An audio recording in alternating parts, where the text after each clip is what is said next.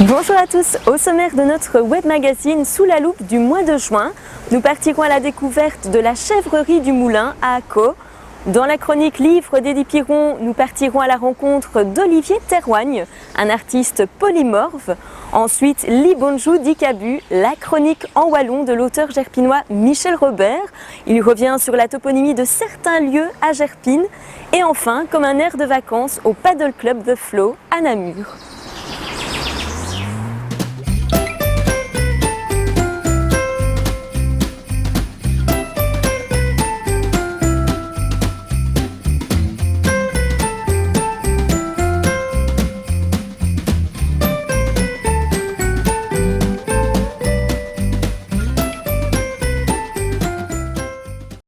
À l'heure du bio, du retour à la nature et aux producteurs locaux, Chloé, 18 ans, a décidé de se lancer avec ses parents dans le projet d'installer une chèvrerie à Accaux. Outre d'excellents fromages, des glaces, des yaourts, des produits locaux ont aussi fait leur apparition dans sa petite boutique. Je vous propose de retrouver Eddie Piron en compagnie de Chloé à la chèvrerie du Moulin. Nous sommes ici à la chèvrerie du Moulin, d'ailleurs je salue au passage quelques petites chèvres, et nous sommes avec Chloé.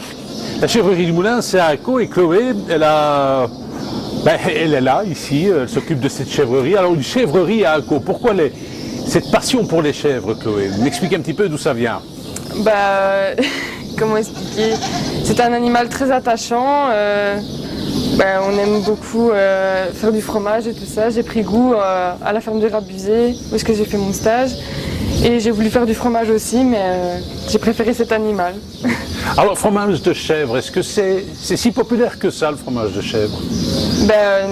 Moi, je trouve qu'on n'en trouve pas beaucoup, justement, donc c'est assez rare. On voulait faire quelque chose qui change un peu, oui. Oui. Alors, quelle est la difficulté de pouvoir produire du fromage de chèvre? Ça demande quand même peut-être certaines conditions. Pas forcément, franchement. Jusqu'à ici, on a eu beaucoup de chance, donc on est ravis. Et qu'est-ce qui fait la spécificité du goût du fromage de chèvre? Déjà, le lait est beaucoup moins gras et il est très doux. Il y a beaucoup de préjugés, comme quoi il y a un arrière-goût, mais franchement, nous, on est étonnés. C'est très... Alors, ce sont de belles chèvres. Elles viennent d'où? De Jamblou. C'est des chamoisées alpines. C'est une race française, mais oui, voilà, nous on les a achetés à Jamblou. Vous en avez combien comme ça? 18, et les petits qui sont là, il y en a 25. Est-ce que vous avez une grosse production? Nous, non, pour le moment, c'est petit. Alors, particularité, c'est que votre fromage de chèvre, il se décline de différentes façons.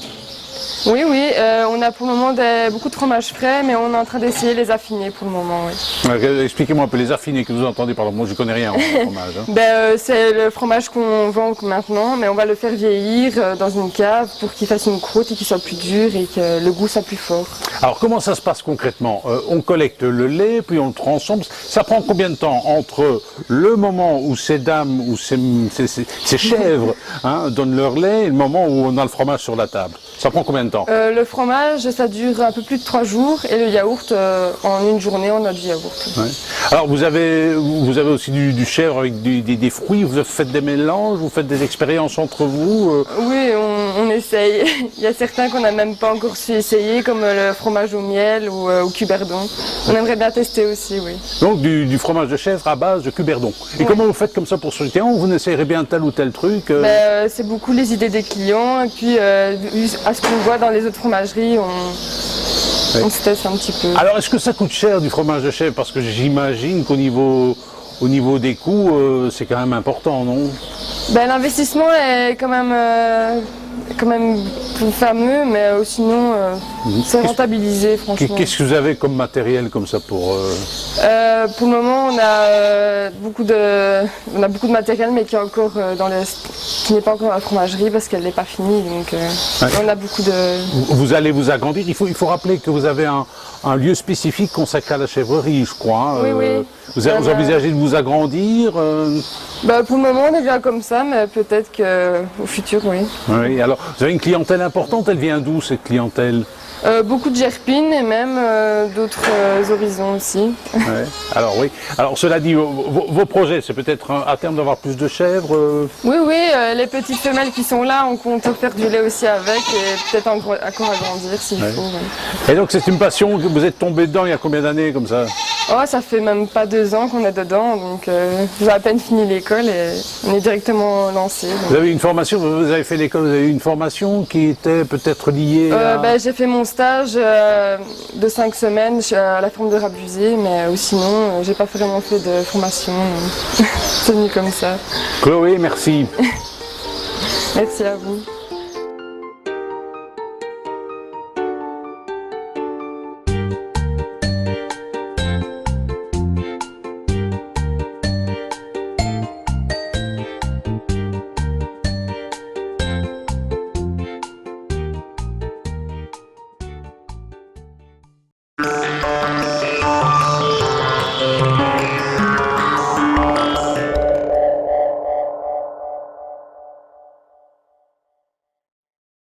Le soleil est à nos portes. C'est le retour des barbecues. Pour vos vins, une seule adresse, vinopierrot.com. Vino Pierrot Le Verval, c'est la dégustation et la vente à domicile ou via internet de vins, champagne, spiritueux, cadeaux d'affaires et paniers garnis. Pour les particuliers, l'ORECA et les collectivités. Retrouvez infos et promos régulières sur vinopierrot.com. vinopierrot.com. Attention, notre savoir-faire se déguste avec sagesse.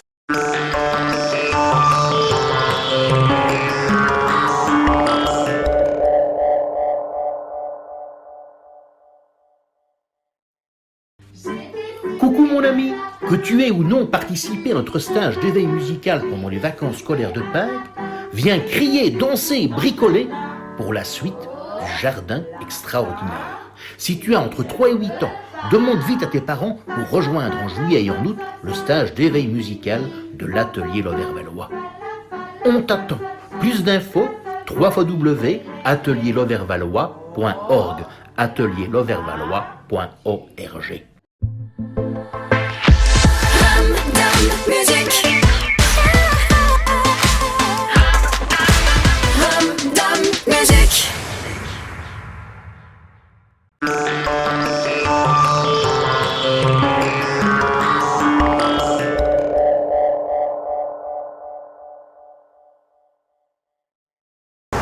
Au coin littérature ce mois-ci, Eddy Picon rencontre Olivier Théroigne, musicien, interprète, compositeur et puis aussi écrivain.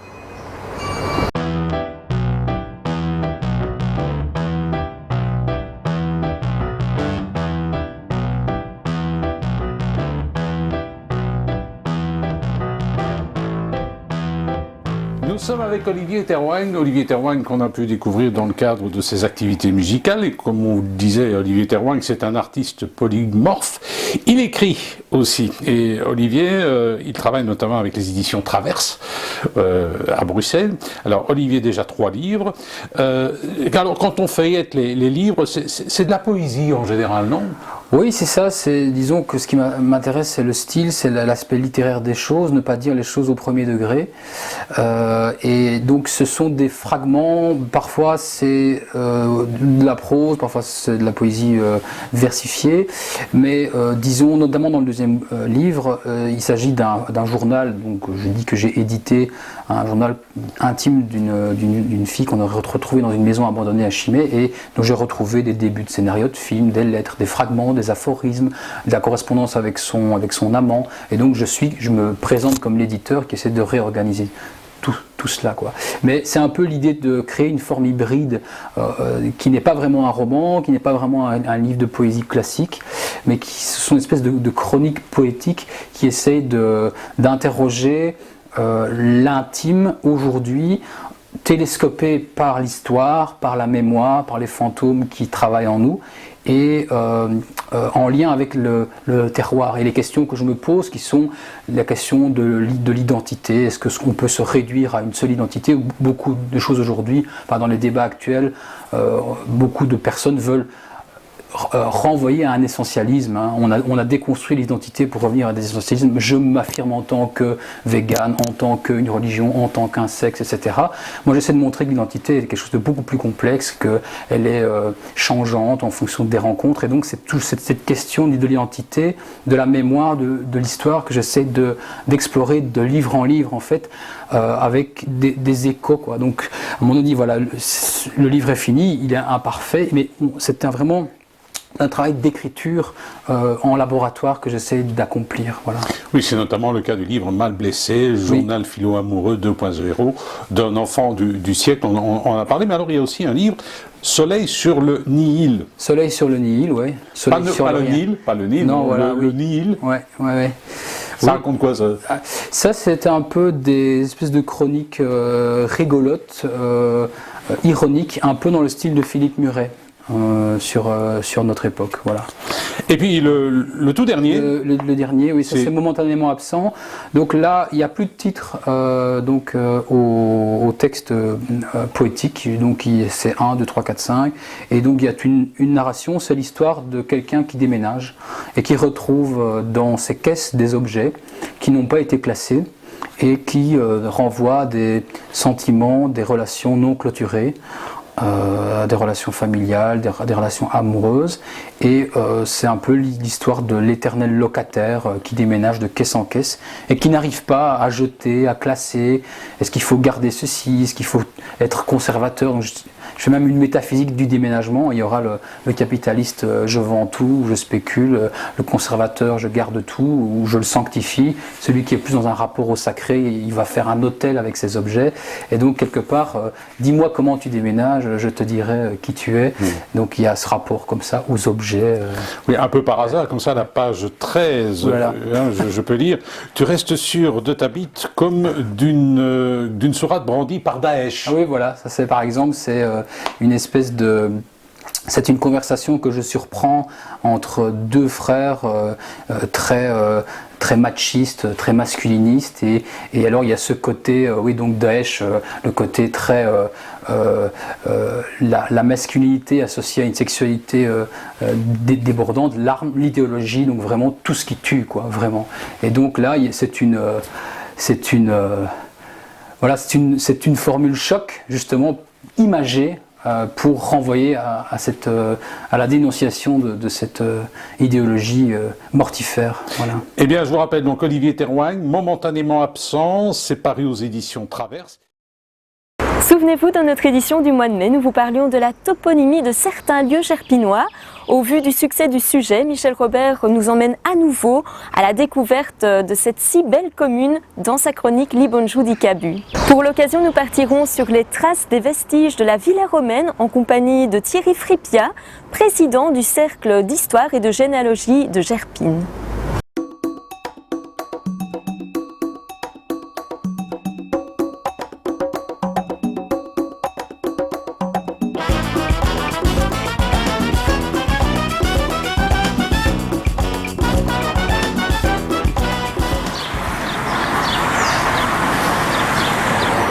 Bon, Djoumédien, comment d'aller? Bon, je suppose qu'ils vont dans les baies, pas un tas pareil. Hein? Et dis peu, nos villages sont clapants de liberté. C'est le fies au couleur. Ah donc, nous allons poursuivre nos toponymie. Hein, toponymie, qu'a-t-il fait par Joseph Roland, un professeur d'université. Eh bien, le professeur d'université, il est originaire d'Etsé, des Fromiers. Hein, Fromiers. C'est vraiment un appel à la nature. Ah donc, nous allons commencer aussi par un panneau toponymique. Hein, vous me suivez?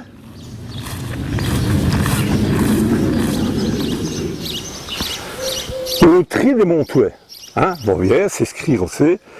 Et le tri des Montouets, un trieux, c'est une terre en jachère, c'est une terre qu'on cultive, mais c'est tout un endroit où on fait des foires, on fait des fiestes, on fait des dicos, et c'est le cas aussi à premier, quand c'est le dicos, ben on fait fiestes aussi des seules places.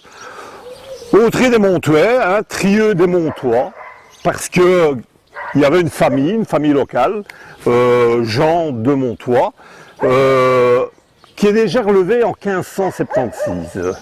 Hein, donc voilà pour cet endroit particulier ici à Fromier. Pas loin d'ici, on va disquinte, il y a un endroit typique.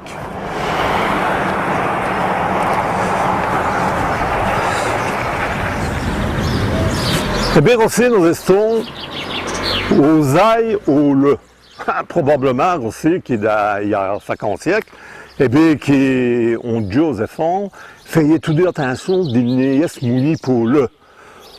Ail au le, pour Fromier, Rossi Padri, il y a un gîte, super peu de gîte, qui est tenu par famille tondue. Allez, on va aller à un pidge plus long, médias. On va aller à un pidge plus long, médias.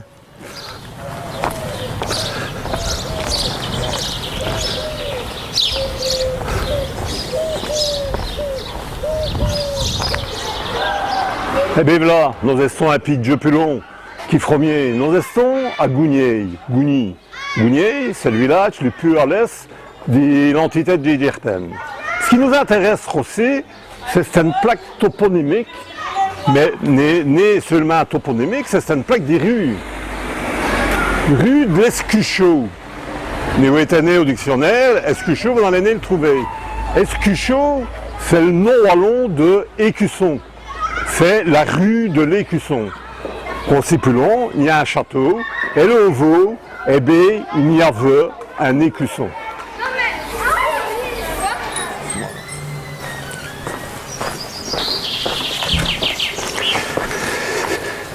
Nous restons tous deux dans le clapant village des Gougniers. Allez, où était-il? Rue du Maca. Maca, c'est un wallon, c'est un marcha, un gros marcha, un marcha pilon. Marcha pilon, pourquoi? Eh bien, c'est le témoignage d'un riche passé industriel. Hein, Drossé, à Gougnier, on sait le faire. Combien de miettes dans toute la région, Drossé? Et à Don, on est déjà au XIIIe siècle. Hein, c'est l'énéré, sous là. Hein. Et par après, l'industrie du fier s'est perpétuée de miettes, à vous les établissements, Marcel, les ateliers Marcel, et ils se confient des pioches, des pelles. Donc, voilà pour la rue du Maca à Gougnier. Eh bien, voilà, maintenant, nous sommes revenus au centre de Dierpen. Enfin, à la périphérie du centre de Dierpen. Nous sommes dans un quartier, le quartier Saint-Roch. Et aussi, il y a des nouvelles petites rues. Ah donc, c'est une nouvelle petite rue, Fosse Algel. Fosse Algel, eh bien, ça veut dire, voyez-vous en français, un endroit d'extraction de la terre glaise. Il faut savoir qu'à Gerpine, l'entité de Gerpine, c'est un vrai gruyère. Il y avait des trous. En fait, une fosse, c'est une carrière. Il y avait des trous où on extrayait la pierre, où on extrayait les sauvelons, c'est le sable. Et bien aussi, c'était la terre plastique. Et n'est pas tout à fait n'importe quelle terre plastique. Aussi, c'était la terre qui servait pour les cubulots dans les usines. Et bien voilà, médias.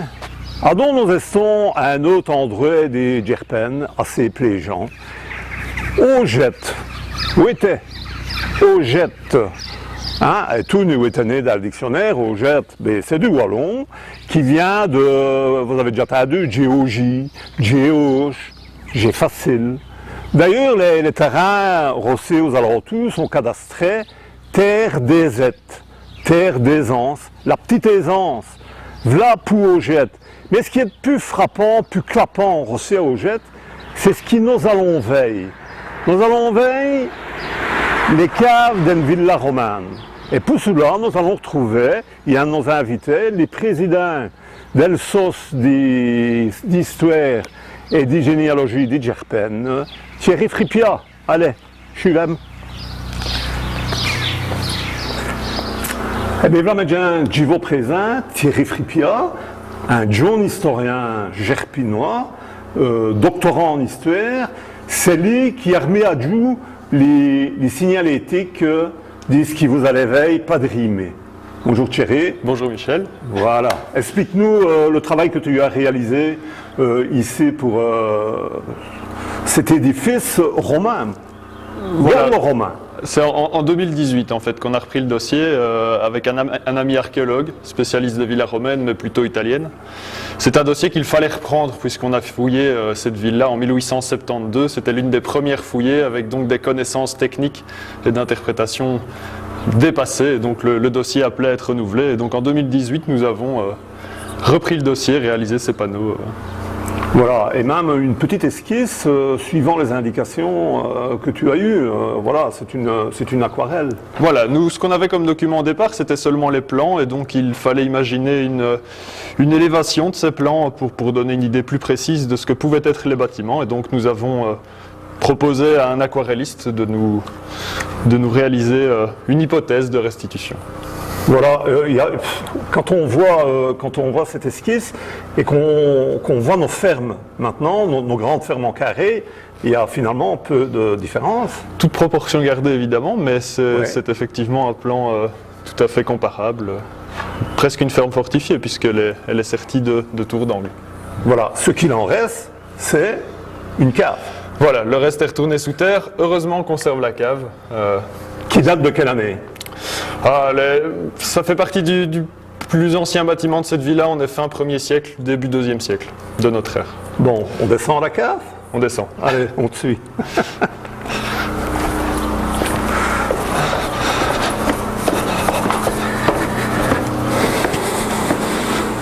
Donc c'est un coffre. Nous y voilà.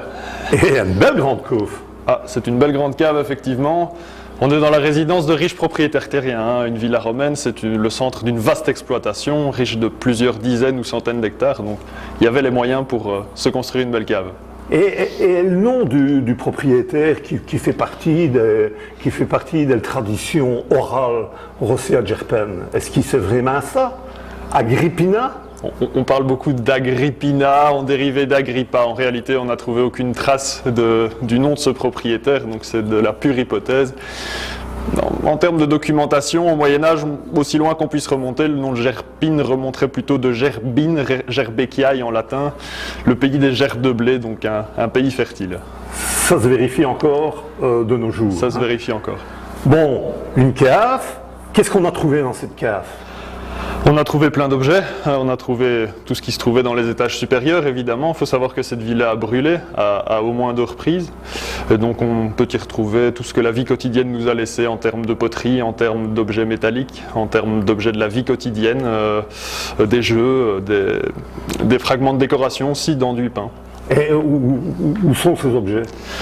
Alors tous ces objets, en 1872, lors des fouilles, ont été rapatriés par la Société archéologique de Charleroi qui réalisait ces fouilles. Ils sont en grande partie encore conservés, toujours par cette société savante à Charleroi. Oui, nous autres, au Cercle d'Histoire, on a déjà fait une exposition, on a rapatrié les objets et on avait fait une belle exposition dans l'église de Gerpen. Oui, exactement, en 2018, dans le cadre des Week-ends Wallonie Bienvenue. Voilà.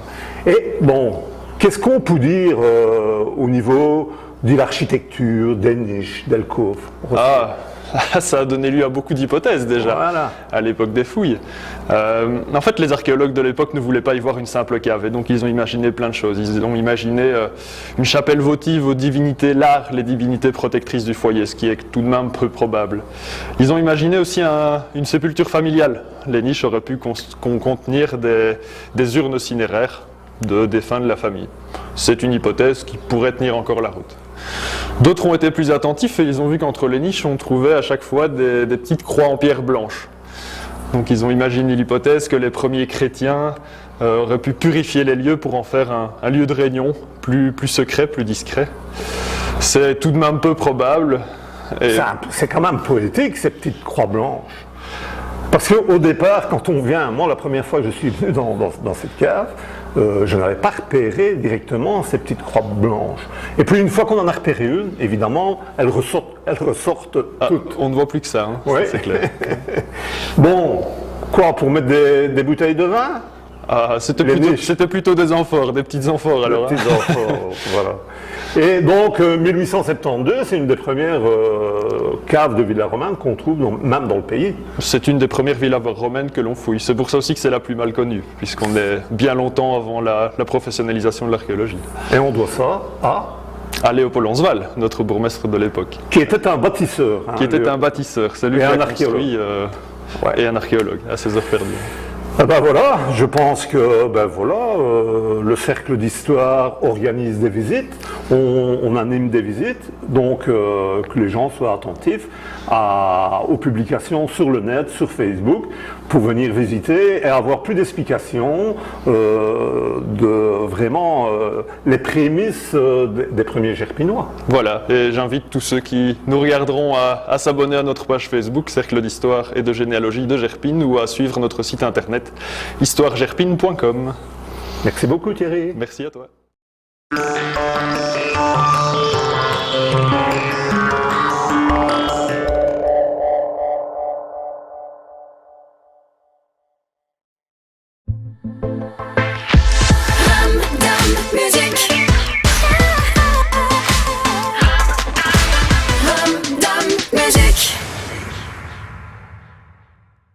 Le soleil est à nos portes. C'est le retour des barbecues. Pour vos vins, une seule adresse, vinopierro.com. Vino Pierrot Le Verval, c'est la dégustation et la vente à domicile ou via internet de vins, champagne, spiritueux, cadeaux d'affaires et paniers garnis. Pour les particuliers, l'ORECA et les collectivités. Retrouvez infos et promos régulières sur vinopierro.com. vinopierro.com. Attention, notre savoir-faire se déguste avec sagesse.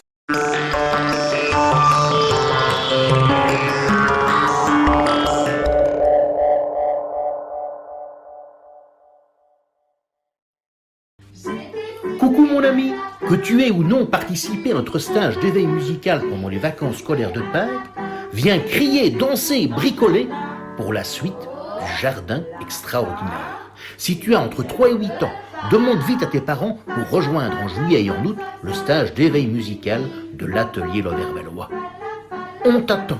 Plus d'infos, www.atelierlovervallois.org, atelierlovervallois.org.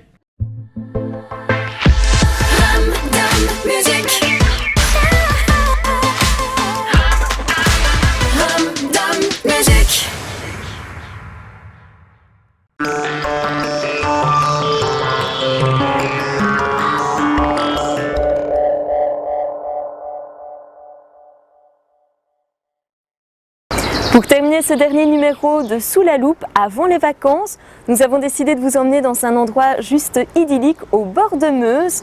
Paddle club, pétanque, volley, massage, dîner au bord de l'eau. Un concept unique cofondé entre autres par quelques Carolos, de Flo à Namur, un art de vivre où nous rencontrons Eddy Piron.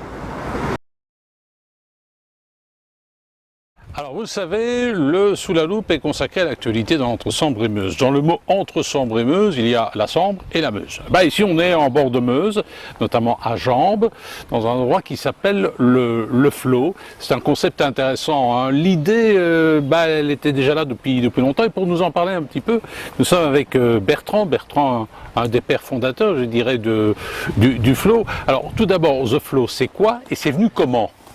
Alors le Flot, c'est un projet on l'organise pour la 2e année.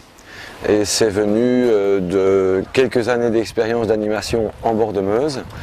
Et avant, donc ça fait 10 ans, on va dire qu'on a commencé à proposer des activités au bord de l'eau.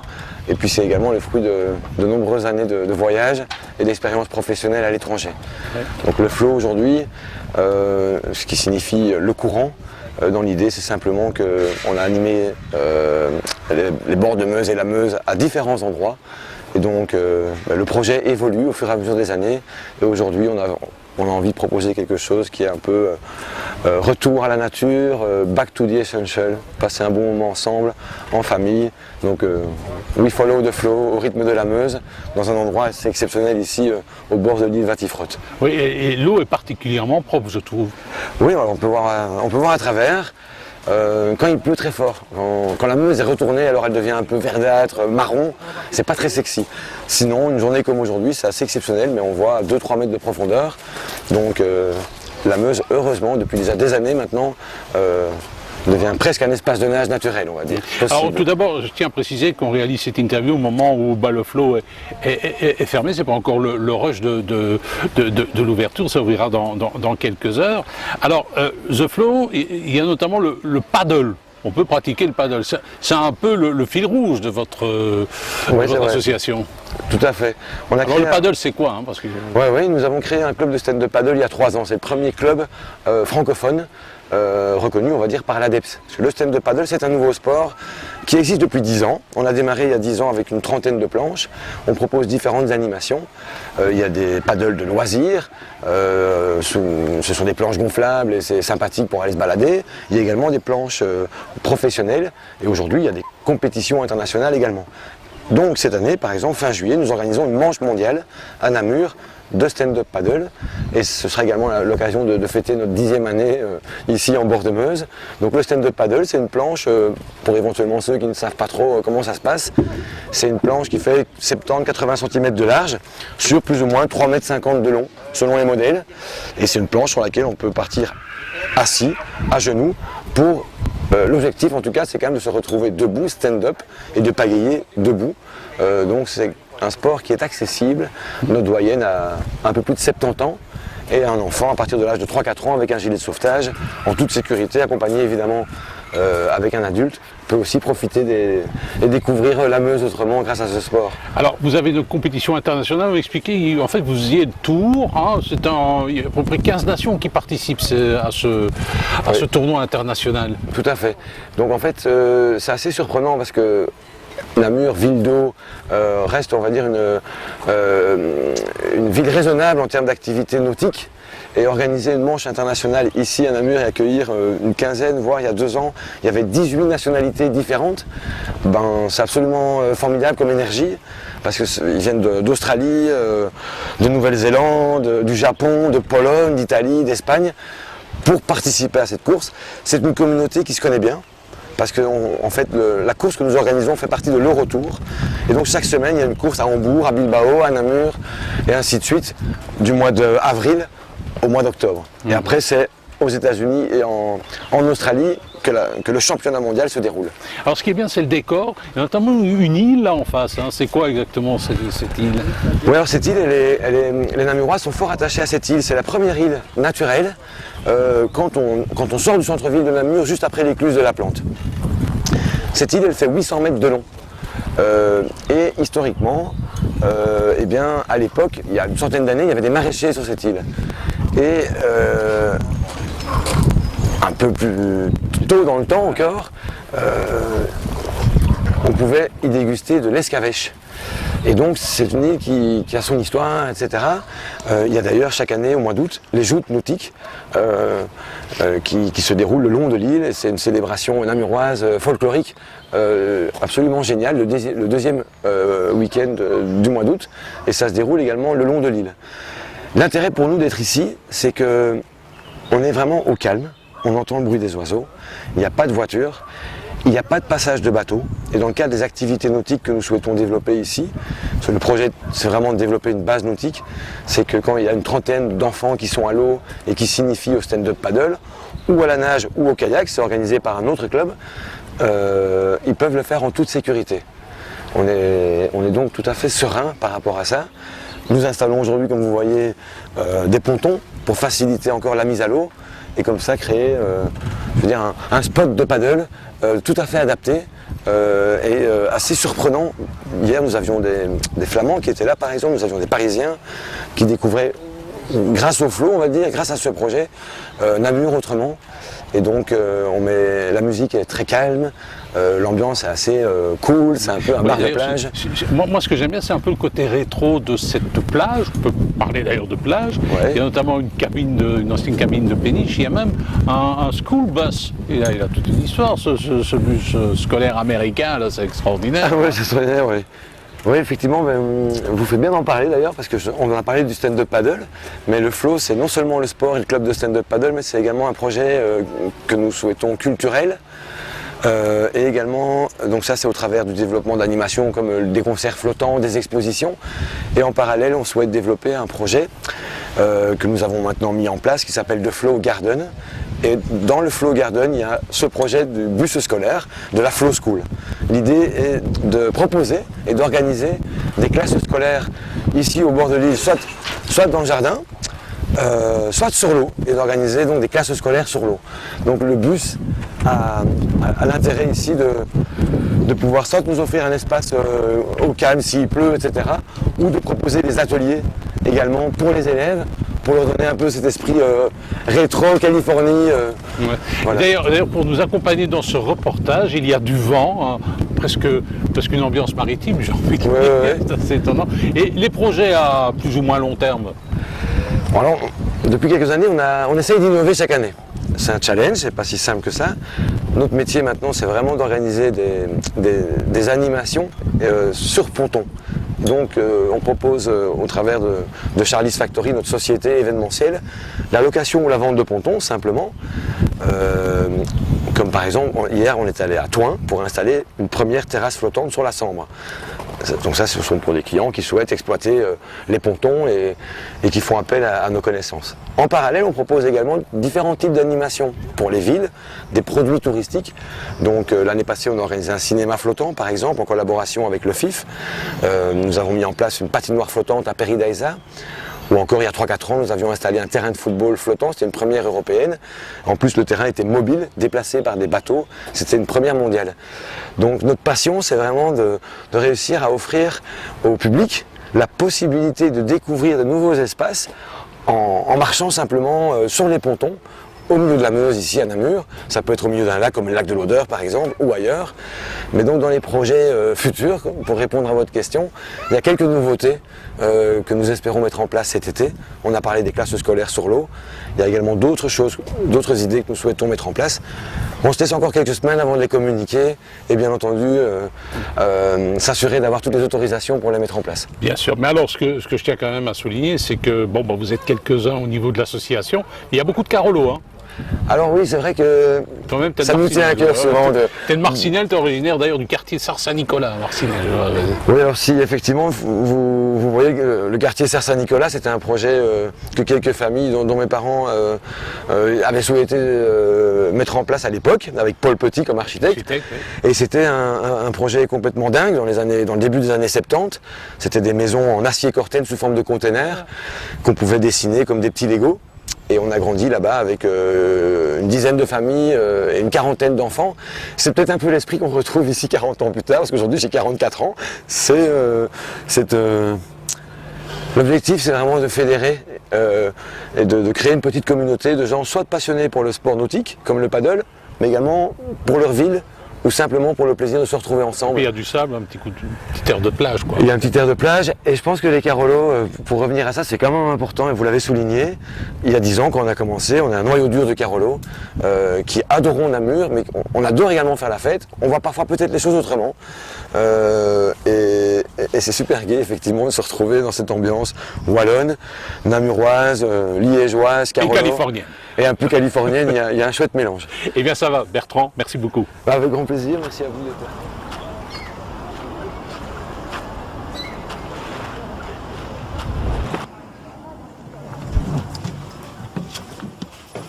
Oh, the leaves are brown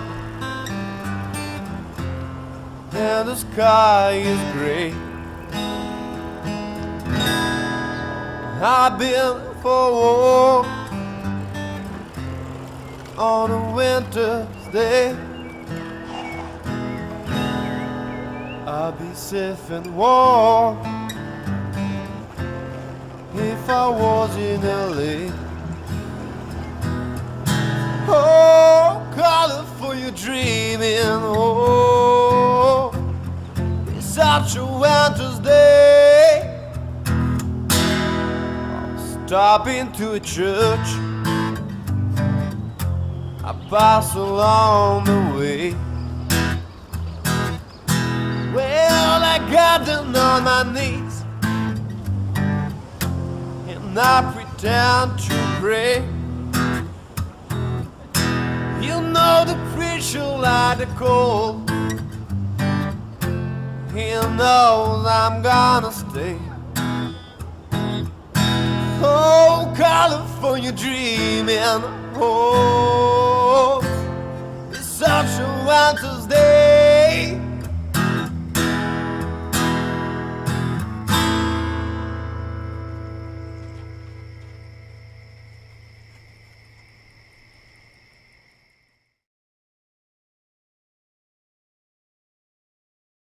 Et voilà, c'est terminé pour aujourd'hui. Le prochain Sous la loupe revient fin septembre.